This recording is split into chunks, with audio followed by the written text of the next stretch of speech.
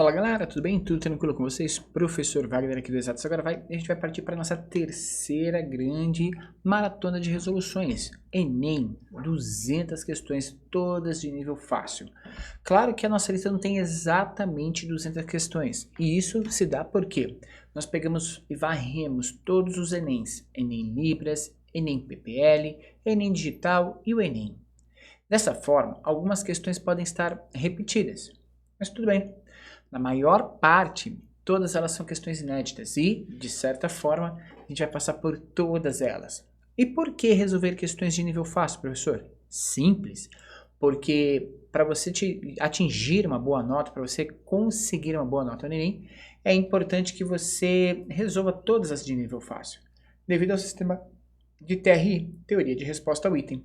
E a partir daí, você começa a aumentar a sua pontuação a partir de questões de nível médio e de nível difícil que você resolve. Só que você sabia que mais da metade da prova, ela é de questões de nível fácil? Então, se você se basear nessas questões, a sua nota tende a subir grandemente em relação a toda a prova. Então vem comigo, a gente está no terceiro vídeo, peço para que você veja os vídeos anteriores antes de começar esse. E vamos para as nossas resoluções. E nesse vídeo a gente começa na questão de número 21, ok? Olha só, a mensagem digitada no celular enquanto você dirige tira a sua atenção e por isso deve ser evitada.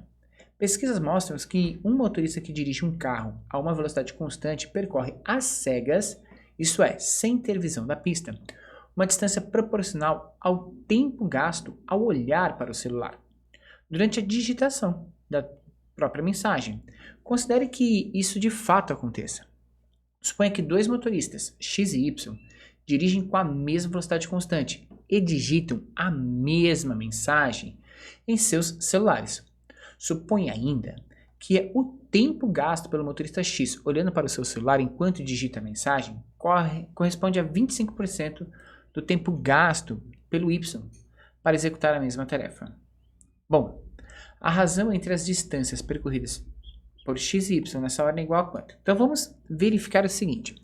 Nós temos dois motoristas percorrendo essas distâncias, x e y, certo? Bom, de acordo com o que ele diz aqui, considere que isso aconteça supostamente com dois motoristas, né? E digitam mensagens em seus celulares, né? Suponha ainda que o tempo gasto pelo motorista X olhando para o seu celular enquanto digita a mensagem corresponde a 25% do tempo gasto por Y para executar a mesma tarefa. Então, o X ele vai digitar uma mensagem, só que em 25% do tempo. Ok? Então, vamos supor que X leva 15 minutos. Tudo bem? A gente vai pegar um tempo aí, 25% de uma hora. Então, a gente teria aí mais ou menos 15 minutos. Enquanto o motorista Y demora 60 minutos. Beleza?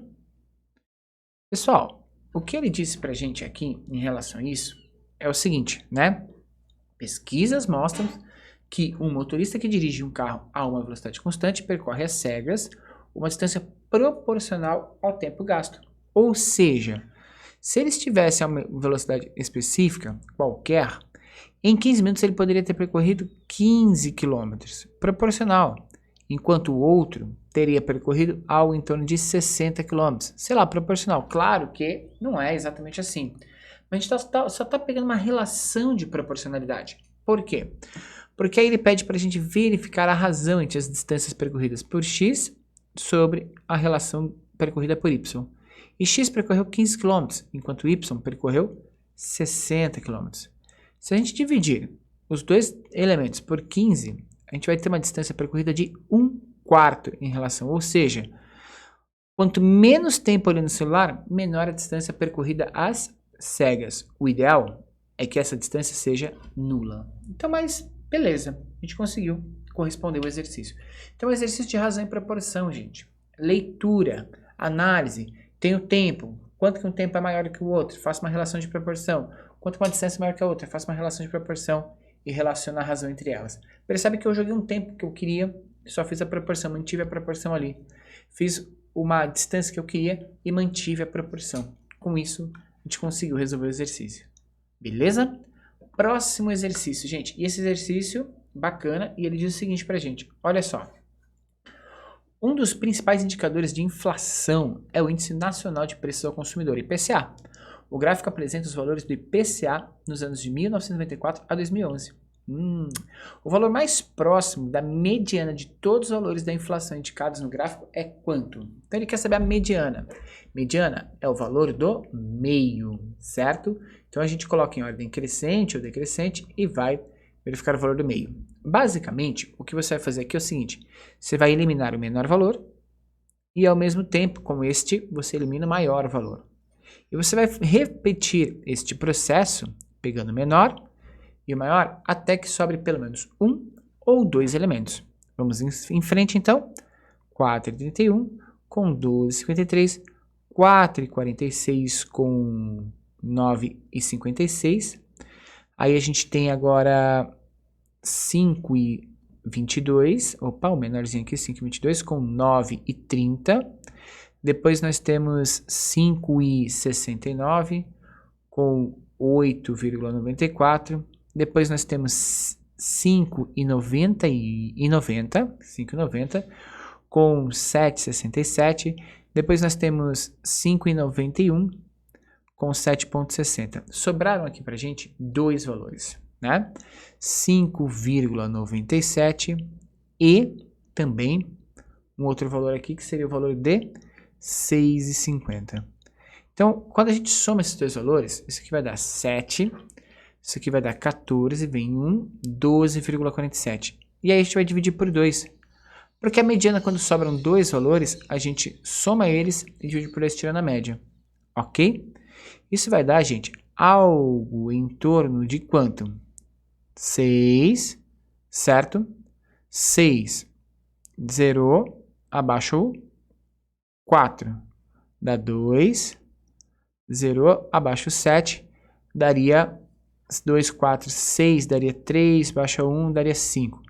62,35 ou 6,235. Valor mais próximo do real, 6,24, né? A gente tinha encontrado 6,235. Se a gente fizer essa relação, o valor mais próximo ali, para aproximação, 6,24. Então a gente consegue encontrar o valor aí com muita tranquilidade. Então guarda esses conceitos de média, moda, mediana, que sempre aparecem nas provas do Enem para você resolver. Beleza? Próximo exercício, exercício número 23, e ele diz para a gente o seguinte, olha só. A avaliação de rendimento de alunos de um curso universitário baseia-se na média ponderada das notas obtidas nas disciplinas pelos respectivos números de crédito, como mostra o quadro. Quanto melhor a avaliação de um aluno em um determinado período letivo, maior sua prioridade na escolha de disciplinas para o período seguinte. Determinado aluno sabe que, se obtiver avaliação boa ou excelente, considerar matrículas nas disciplinas que deseja.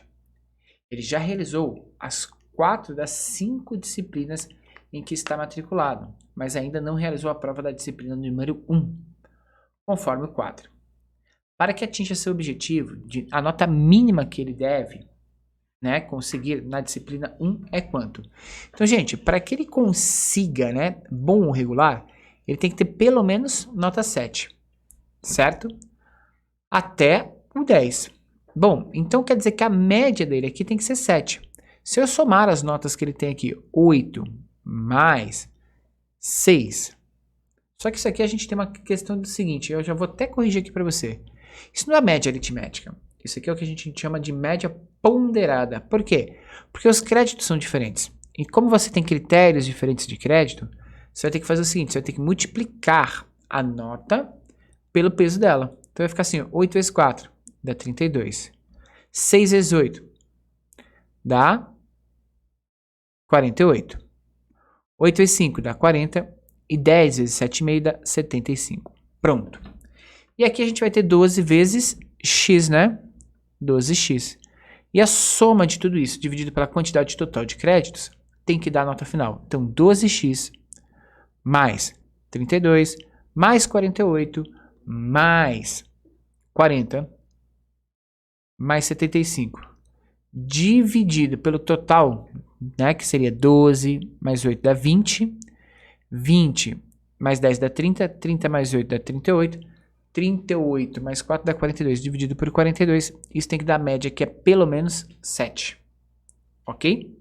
Bom, se eu fizer isso aqui, ó, 12x, soma aqui, gente, ó, 32 com 48, isso aqui vai dar 50, 50 com 30 dá 80, 80 com 40 dá 120, 120 com 75 dá 195, então 12 mais 195 é igual a 7 vezes 42. 12x é igual. 7 vezes 42 dá 14, vem 1. 7, 14, 21, 28 com 1, 29. Dá 294. Menos 195. 12x, gente, equivale a quanto? Caramba, 294 menos 195 dá 99, professor. Beleza. Então, x é igual a 99 dividido por 12. Então, se eu fizer, gente, rapidinho, 99 dividido por 12, isso aqui vai dar 8, né? Porque 8 vezes 2 dá 16, 16 em 1, 8 vezes 1, 8 com 1, 9, dá 96. Então vai dar 8, alguma coisa a resposta. A única resposta que começa com 8 é 8,25. Então já vou para ela, ok? Que seria a letra A. Mas se eu quiser continuar dividindo aqui, vai sobrar 3, vírgula baixa, 12, 24, dá 2, sobra 6, 0, 5, 8,25, tá? Então, é uma relação de média ponderada, onde os pesos em si alteram o valor do seu resultado. Tranquilo? Questão de número 24. Uma empresa de manutenção de jardins foi contratada para plantar grama em um campo de futebol retangular, cujas dimensões são 70 por 100 metros. Então, eu tenho um campo de futebol de 70 por 100 metros. Ok? O que vai me dar uma área aqui, eu já vou até calcular essa área, chama de área 1, que é de 7.000 metros quadrados, né? Perfeito. A grama que será utilizada, ela vem de tapetes de 40 centímetros por 125 centímetros. Ok? Que vai ser uma área 2. A área 2, gente, é 0,4 metros. E olha que eu estou passando para metros por quê? Porque o primeiro dado foi dado em metros, então a gente vai trabalhar isso aqui em metros também. Então vai ficar 0,4 vezes 1,25 metros. Beleza? Se eu fizer 1,25 vezes 4, eu vou ter 2,50 e eu vou ter 5. Dividido por 10 vai dar meio. Então isso aqui vai dar meio metro quadrado. Tá? Você pode fazer a continha aí. Agora o número de tapetes é bem tranquilo. Como que você faz? Você vai fazer a área que você quer cobrir dividido pela área de cada tapete. E aí você vai descobrir quantos tapetes você precisa. E no caso aqui você vai precisar de 14.000 tapetes de grama para conseguir cobrir toda essa área. A alternativa correta, letra E. Um exercício de novo de proporção, agora a proporção de medidas. Fica aí, que é importante, fica atento para você resolver esse tipo de questão. Próxima questão, galera. Essa questão aqui a gente já resolveu, ela já tinha aparecido no Enem normal, agora veio para o Enem PPL. Ao abrir o negócio, o microempresário descreveu suas vendas em milhares de reais, unidade monetária brasileira, durante os 2 primeiros anos. No primeiro ano, suas vendas cresceram de modo linear. Posteriormente, ele decidiu investir em propaganda, o que fez suas vendas crescerem de modo exponencial. E aí a gente discutiu, né, que uma função linear é uma função do primeiro grau que tem como gráfico uma reta. E a exponencial é uma função que vai ter sempre uma curva, né? Ou para cima ou para baixo. Quando essa curva é para cima, é crescimento. Quando é para baixo, é decrescimento. Então a gente está procurando um gráfico mais ou menos igual a esse primeiro aqui. Que com certeza não é este, nem este e nem este. Aqui é exponencial apenas. Aqui é exponencial, mas é decrescente. Aqui é crescente. Aqui é linear apenas, ok? Aqui ele tem um trecho linear e uma exponencial decrescente. Linear mais decrescente. Então a única que daria certo é essa daqui, ó, que tem um trecho linear, que é uma reta. E uma exponencial crescente. Então, é um exercício basicamente de interpretação, de reconhecimento do formato dos gráficos dessas questões. Então é importante você conhecer e saber como que relaciona esses gráficos, tá?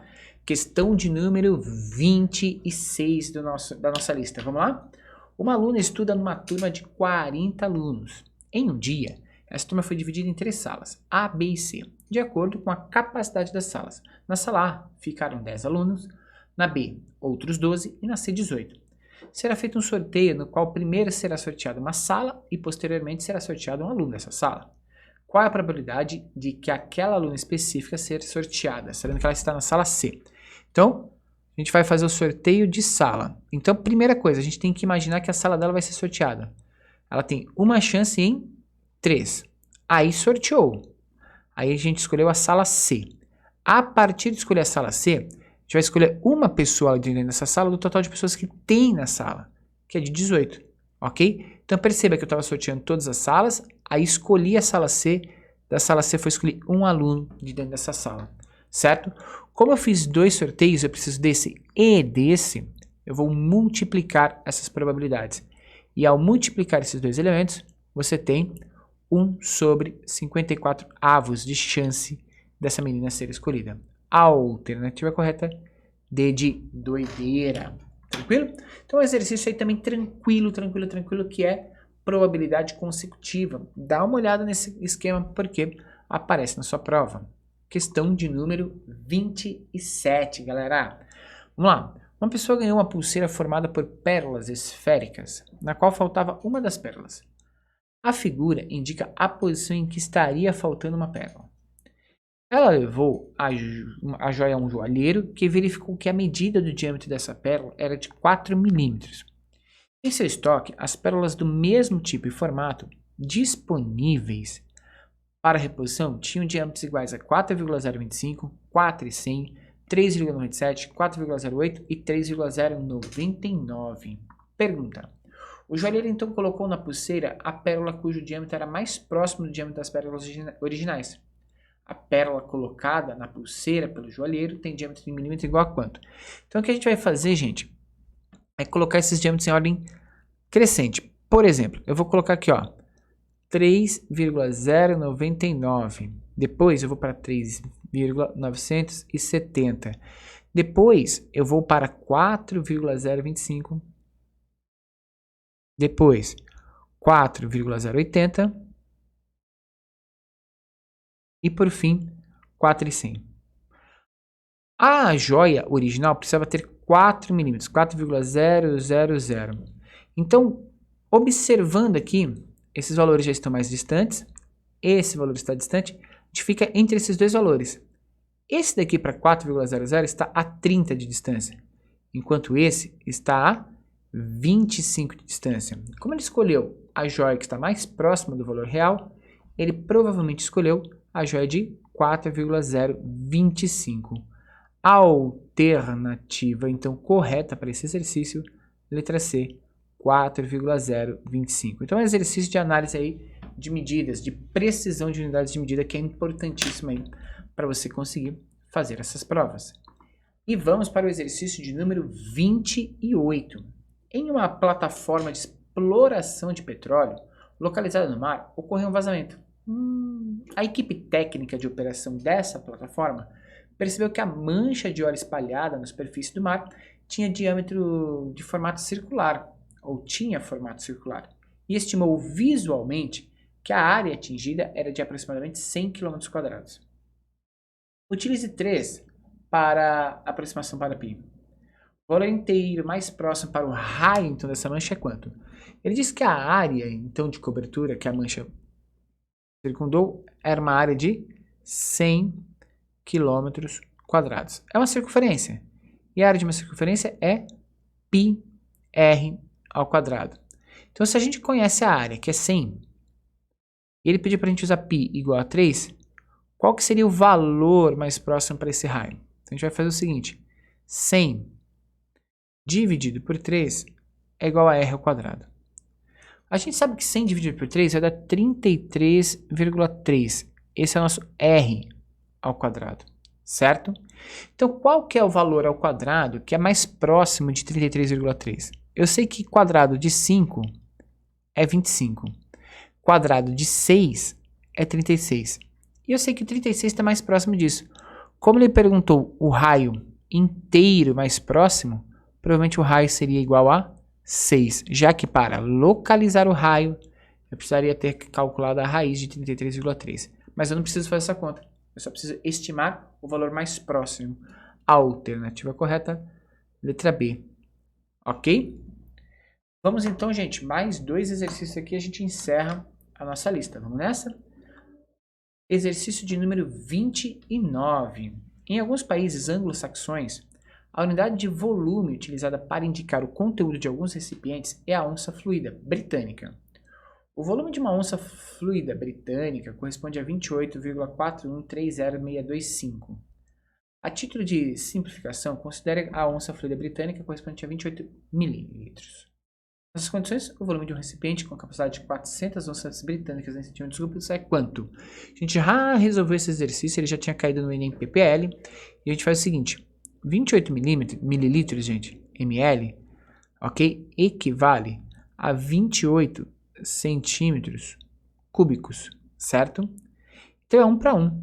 Logo, se a gente pegar 400 onças e multiplicar por 28, que é o volume de cada uma, 8 vezes 0, 0, 8 vezes 0, 0, 8 vezes 4 dá 32, mais 0, 0 e 2 vezes 4 dá 8.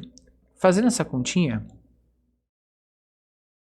a gente vai ter 11.200 centímetros cúbicos. Essa seria a alternativa correta, que é a letra A de aprendi, professor. Então, guarda sempre essa relação de volume de sólidos e volume de líquidos. E para fechar essa sequência, né, mais uma sequência aqui, a terceira já que a gente está fazendo, serão 20 sequências. Eu tenho o seguinte, o empresário pretende fazer a propaganda de seus produtos em um canal de televisão. Para isso, decidiu consultar o quadro com a pontuação de audiência nos últimos 3 meses de 5 emissoras de televisão, em determinado horário, e calcular a média aritmética para escolher aquela com a maior média de audiência nesse período. Legal. De acordo com o critério do empresário, que emissora deve ser escolhida? Então a gente tem que calcular a melhor média, né, gente? O que é fazer média? Somatória dos elementos e dividir pelo número de elementos. Então se eu pegar a emissora 1, por exemplo, a somatória dela daria 19 mais 11, que dá 30, 30 mais 13 dá 43. Vai ficar 43 dividido por 3. Já para a emissora de número 2, a gente faria 16 com 12 dá 28, 28 com 10 dá 38, 39, 40, 41, 42, 43, 44, 45, dá 45 dividido por 3. Perceba que não tem vergonha de calcular no dedinho não, cara. Vai fazendo aí, beleza? Então perceba que a gente já começa, né? Mesmo sem dividir, já saber qual que é a maior média. Por quê? Porque quando o numerador fica maior, eu sei que o resultado vai dar maior. Aqui vai dar 15, né? Aqui vai dar 14,3 aproximadamente. E vamos lá, vamos em frente. Terceira média. Terceira média seria 14 mais 14, que dá 28. 28 com 10 dá 38. 38 com 8 dá 46. Então vai dar 46 dividido por 3. Dá um pouquinho maior que 15, né? Vai dar 15,3. Ó, já melhorou. Quarta média. Quarta média é 15 mais 15 dá 30. 30 com 11 dá 41. 41 dividido por 3. Já ficou pior, né? E por fim, a quinta média. Que a quinta média vai ser 14 mais 14 mais 14. Gente, se todos os valores são 14, isso aqui, obviamente, vai dar 42 dividido por 3, que é 14 mesmo, né? E aqui 41 dividido por 3 vai dar 12,6 ou 12,7. 13,6 ou 13,7 aproximadamente. Mas nem precisava ter feito a divisão. Era só localizar nesse sistema o maior numerador. Porque o maior numerador, como são sempre divisíveis por 3, a gente vai ter aqui a maior média. Então a maior média de audiência, com certeza na emissora de número 3. Beleza? Então a gente fez aí, gente, para vocês mais uma sequência de exercícios. Perceba a predominância de análise, de cálculos de média, de proporção, e que não exige um conhecimento matemático tão avançado. Você precisa conhecer a base. Então, se você está se preparando para o Enem e está aí nesse caminhar, né, com pouquíssimo tempo para estudar, estuda a base. Regra de 3, porcentagem, média, análise de volume, áreas, né? Que é a razão e proporção, que são esses conteúdos base que o Enem cobra. E treina em cima dos exercícios. Eu tenho certeza que é uma das melhores formas e é uma boa chance de você alavancar a sua nota e conseguir um ótimo resultado na sua prova. Te vejo no próximo vídeo, galera. Muito obrigado, até a próxima, valeu, tchau, tchau.